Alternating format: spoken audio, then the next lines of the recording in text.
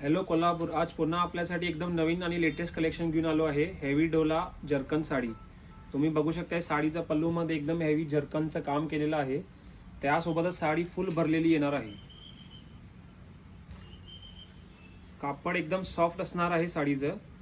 ह्याच्यामध्ये आपल्याकडे 6 colour available आहे.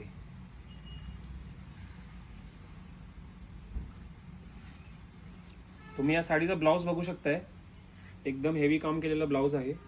प्राइस असणार आहे फक्त 1199 रुपये. ह्याच्यातले कलर्स बघून घ्या.